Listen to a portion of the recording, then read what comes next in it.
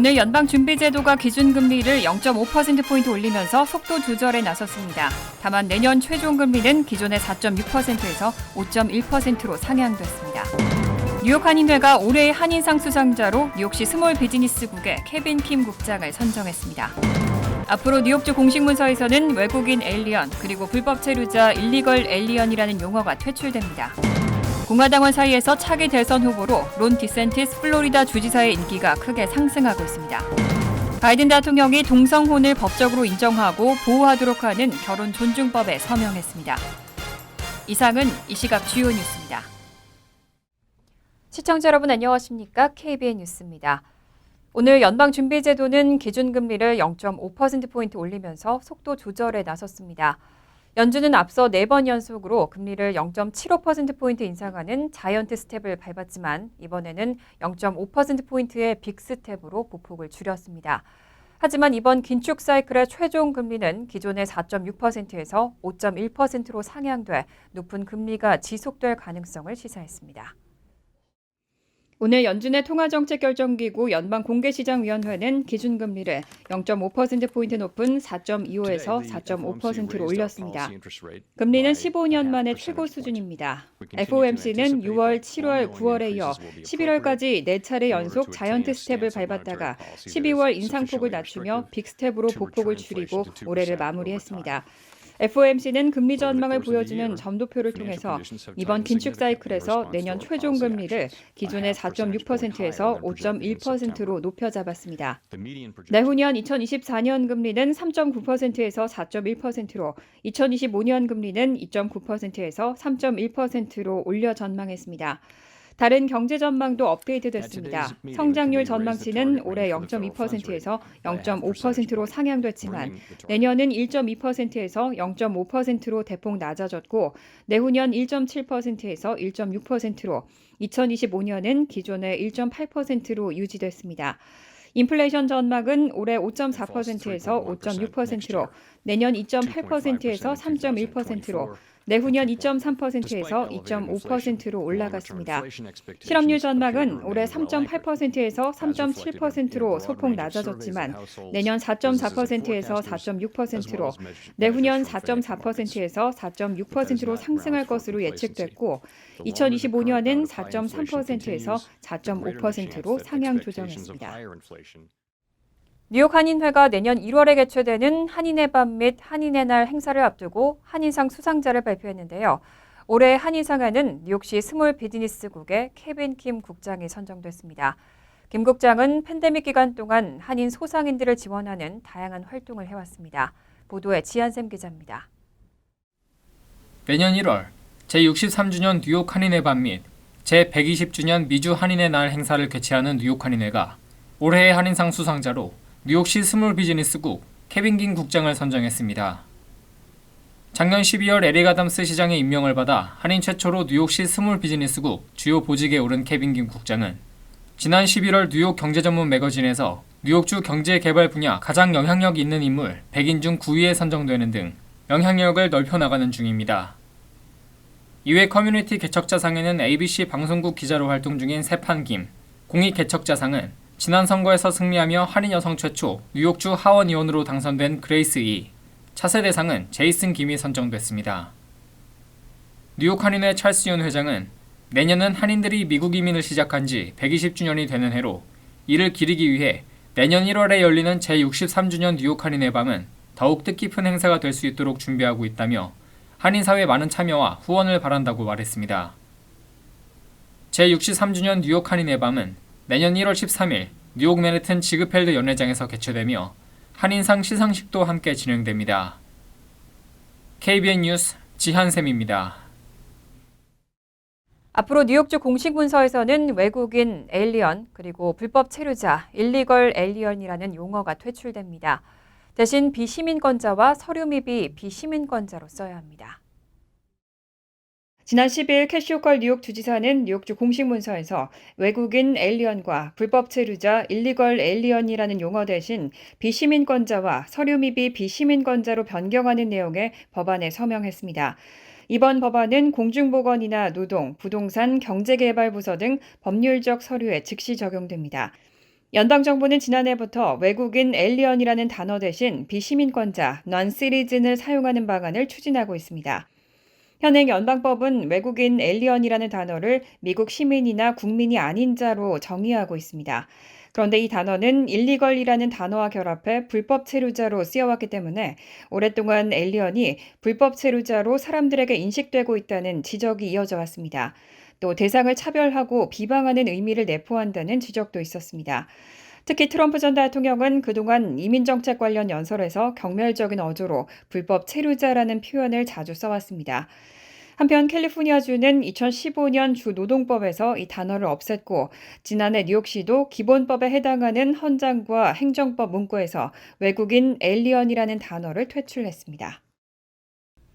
뉴욕시가 앞으로 2년간 1억 3천만 달러의 예산을 투입해서 영유아 특수교육 정원수를 늘립니다. 내년 봄까지는 총 800석을 추가하고 2024년까지는 총 3,000석을 추가로 확보하겠다는 계획을 세웠습니다. 어제 에릭 아담스 뉴욕시장과 데이빗 뱅크스 시 교육감은 앞으로 2년간 1억 3천만 달러의 예산을 할당하고 시 전역 차일드케어 65곳에 3,000석에 달하는 유아 특수교육 정원수를 확대하겠다고 밝혔습니다. 아담스 시장은 현재 뉴욕시 유아 특수교육 시스템이 장애 아동 가정을 지원하는 데 전략적인 초점을 맞추지 않고 있었다면서 이번 정책을 통해 유아 교육 전반에 걸쳐 장애 학생 정원수를 확대하고 교육자에 대한 급여를 인상해 불평등을 해결할 수 있을 것이라고 설명했습니다. 시장의 발표에 따르면 우선 유아 특수교육 프로그램에 400석이 새롭게 추가됐습니다. 또 내년 봄까지 400석을 추가로 확보해 총 800석을 확보하고 계약 강화 과정을 거쳐서 최종적으로는 2024년까지 3,000석을 확보하겠다는 계획입니다. 또 유아 특수교육 프로그램 수업 시간을 기존 5시간에서 3K, 프리K와 동일한 6시간 20분으로 연장합니다. 또 직장인 부모를 위해서도 추가 교육 시간을 제공합니다.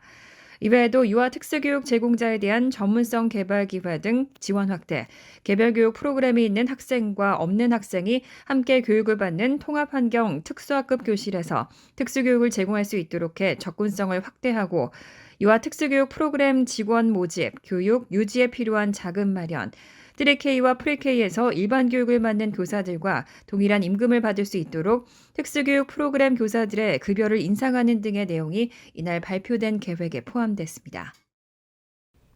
뉴욕시 의회가 플라스틱 식기와 도구 사용을 줄이기 위한 조례안을 추진하고 있습니다. 식당에서 테이크아웃이나 배달 시 고객이 요청할 때만 일회용 제품을 제공하는 건데 위반 시 최대 $300의 벌금이 부과됩니다.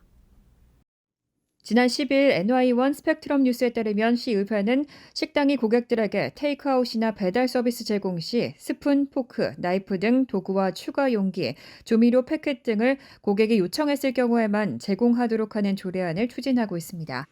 조례안 주요 발의자인 마조리 벨라치케스 시원은 해당 조례안은 뉴욕시 환경보호에 일조하고 비즈니스에 소요되는 많은 비용을 절약할 수 있도록 도울 것이라며 시의회가 무리 없이 조례안을 가결할 수 있을 것이라고 전했습니다. 이와 관련해 요식업계도 조례안에 긍정적인 반응을 보이고 있지만 재정적인 영향을 끼치진 않을까 우려하는 목소리도 나옵니다. 뉴욕주 레스토랑협회 관계자는 식당에게 막대한 재정적 책임만 묻지 않는다면 마다하지 않을 소식이라고 밝혔습니다. 이 조례안은 플라스틱 식기도구 제공 제한을 따르지 않는 식당의 경우 첫 적발 시 $100, 1년 내 반복 적발 시 최대 $300의 벌금을 물도록 명시하고 있습니다.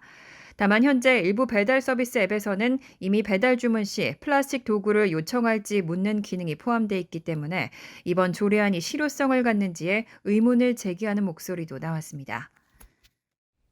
올 봄부터 공화당원 사이에서는 론 디센티스 플로리다주 주지사의 인기가 크게 상승하고 있습니다. 차기 대선 후보로 트럼프 전 대통령보다 더 큰 호감과 지지를 받고 있습니다. 오늘 월스트리트저널지가 공개한 최근 여론조사 결과에서는 오늘 투표를 실시한다면 론 디센티스 플로리다 주지사와 트럼프 전 대통령 가운데 공화당 대통령 선거 후보로 누구를 찍겠는가 하는 질문에서 디센티스가 승리했습니다. 디센티스 주지사는 52%, 트럼프 전 대통령은 38%로 14%포인트 차이가 벌어졌습니다. 가상투표 상황이 아닌 평소에 두 인사에 대한 인식과 인상을 묻는 질문으로는 좋게 본다, 좋게 안 본다의 호감도 조사가 이뤄졌는데 디센티스 주지사는 86%로 호감 답변이 많았습니다.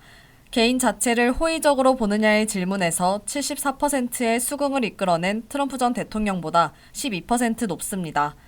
유권자 등록에서 공화당을 지지한다고 표시한 사람뿐만 아니라 민주당 지지자와 무당파 사람들 전체를 대상으로 한 호감도 조사 결과에서는 디센티스가 43%로 트럼프 36%를 앞섰습니다.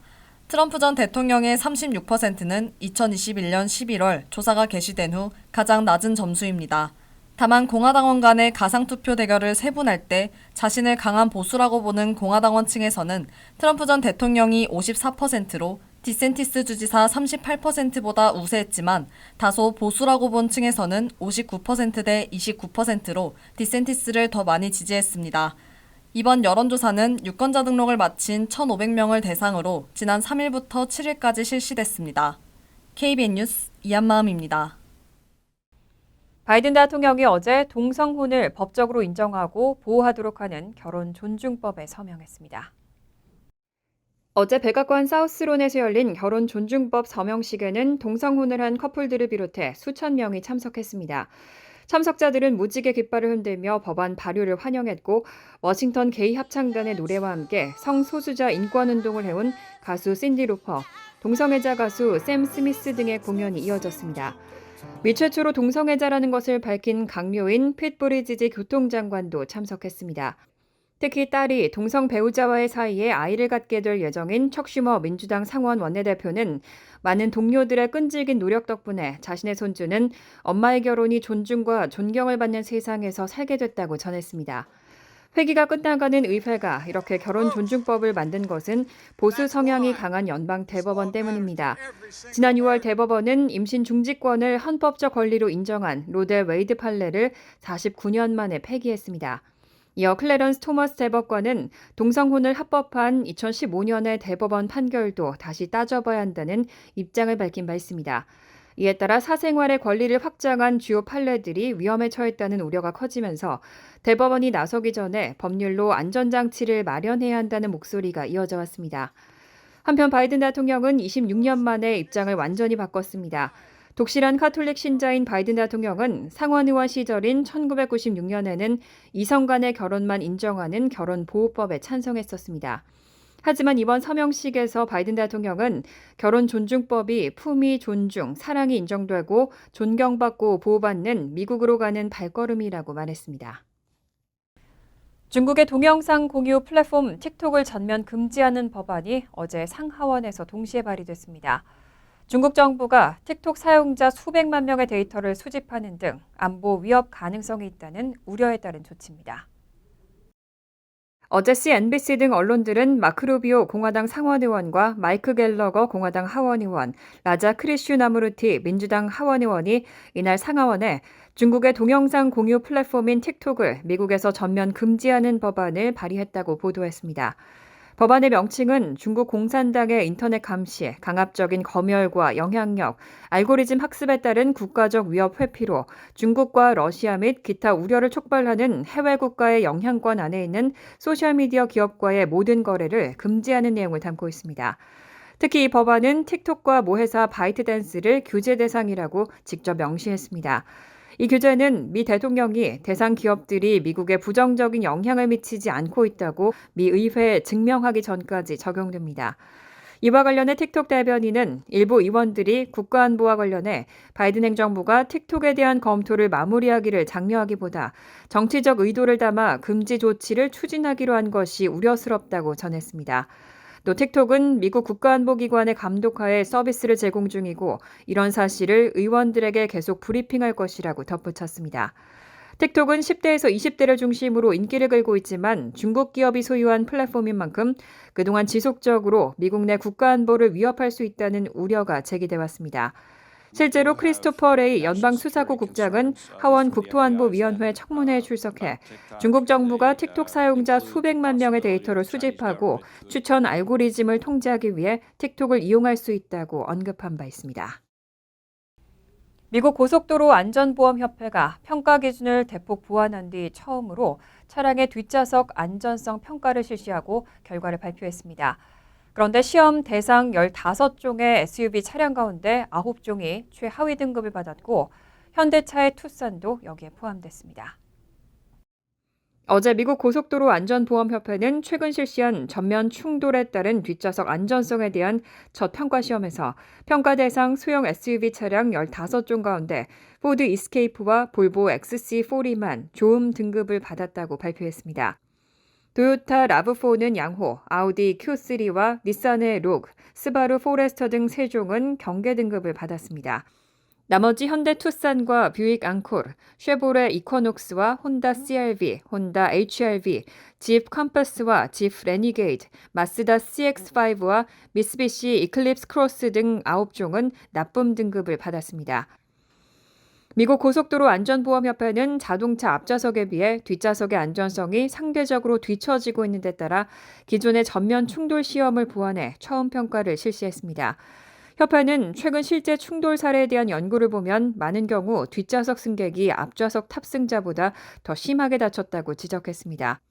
이번 시험은 기존 전면 충돌 시험과 달리 뒷좌석에 센서를 단 체구가 작은 여성이나 어린이 크기의 마네킹을 태우고 충돌에 따라 발생하는 신체 부위별 부상 위험도나 안전장치의 기능 등을 평가하는 방식으로 이뤄졌습니다. 이 충돌 시험 결과 나쁨 평가를 받은 9종의 차량은 모두 뒷좌석 탑승객의 머리와 목, 가슴 부위의 부상 위험도가 높았고 안전벨트에 의해 마네킹의 가슴 부위가 과도한 힘을 받는 것으로 조사됐습니다. 특히 투싼은 마네킹이 앞좌석 등받이에 거의 닿을 뻔하고 마네킹의 머리가 측면 커튼 에어백과 창 사이에 끼는 일도 벌어진 것으로 나타났습니다. 간추린 소식입니다. 온라인 사전 사이트 딕셔너리닷컴이 올해의 단어로 여성을 선정했습니다. 딕셔너리닷컴은 이번 결정은 성, 정체성, 언어의 교차점이 현재의 문화적 대화를 지배하는 방식을 반영한다고 밝혔습니다. 연방대법원의 낙태권 폐지, 엘리자베스 2세 여왕의 서거, 테니스의 전설 세레나 윌리엄스의 은퇴, 미국 여자 축구대표팀 임금차별 주장, 이란 성평등 시위 등이 올해의 단어에 영향을 미쳤습니다. 딕셔너리닷컴은 여성이 선정된 것에 대해 흔한 단어의 엄청난 도약이라고 평가했습니다. 올해 전 세계에서 보도 업무 수행 때문에 구금된 언론인이 533명으로 역대 최다를 기록했다고 국제언론자유감시단체 국경 없는 기자회가 밝혔습니다. 보고서에 따르면 현재 구금된 언론인의 4분의 1 이상은 올해 구금됐고 올해 보도 업무 수행 중 숨진 언론인도 우크라이나 전쟁 등의 여파로 지난해 48명에서 57명으로 늘었습니다. 현재 구금된 언론인이 많은 세계국은 중국과 미얀마, 이란이며 러시아에서도 정부의 언론 탄압이 계속되고 있습니다. 국경 없는 기자관은 중국은 검열과 감시가 극심한 수준에 달했다며 중국이 홍콩을 포함해 110명을 구금해 세계에서 가장 많은 언론인이 갇혀있는 나라라고 밝혔습니다. 경제 전문지 포브스가 선정한 2023년 소셜미디어 분야 주목할 30세 미만 30명의 한인 2세 제니 김 씨가 선정됐습니다. 제니 김 씨는 현재 캘리포니아주 LA에 있는 동영상 공유 플랫폼 틱톡의 북미 지역 매니저입니다. 포브스는 김 씨가 월 이용자가 각 10억 명이 넘는 넷플릭스, NBC 유니버셜, 디즈니 등 주요 엔터테인먼트 파트너와 틱톡이 협업하는 데 기여했다고 선정 이유를 설명했습니다. 또 틱톡이 빌보드와 그래미 어워드, 에미상과의 협업을 이끌고 새로운 사용자들을 플랫폼으로 이끄는 데도 성과를 올렸다고 덧붙였습니다.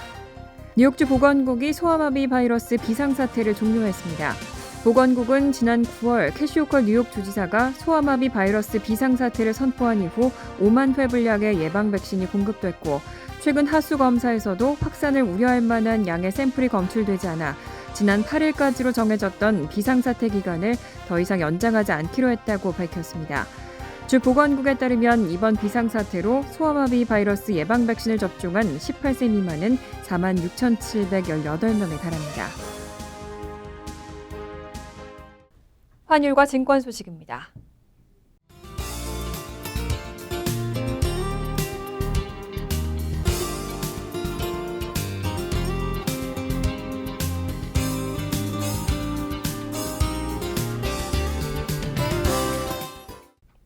이어서 날씨입니다.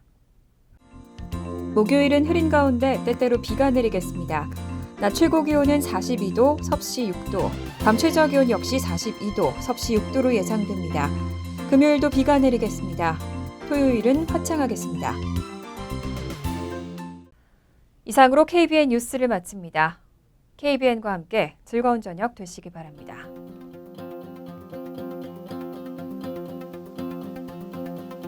미 동부 최대 한인방송 KBN이 제작하는 KBN 뉴스는 웹사이트 mykbn.com 그리고 유튜브와 페이스북에서 다시 보실 수 있습니다. 좋아요, 구독, 알림 설정은 뉴스 제작에 큰 도움이 됩니다.